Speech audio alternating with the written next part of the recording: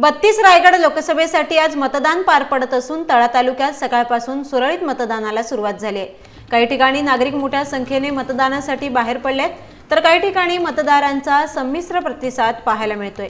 याबाबत आढावा घेतलाय आमचे प्रतिनिधी श्रीकांत नांदगावकर यांनी।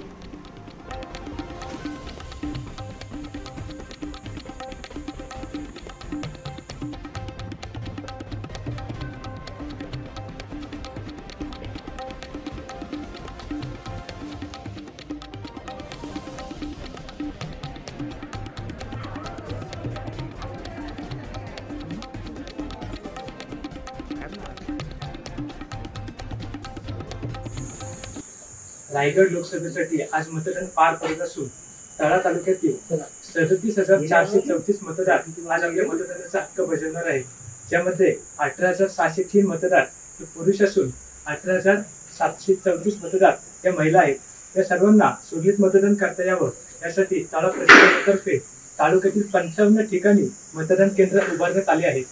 तसेच या ठिकाणी कोणतेही अनुचित प्रकार घडू नये यासाठी चोख पोलीस बंदोबस्त तैनात करण्यात आला आहे। 32 रायगड लोकसभेसाठी विविध पक्षाचे व अपक्ष असे मिळून एकूण 13 उमेदवार निवडणुकीच्या रिंगणात उभे ठाकले आहेत।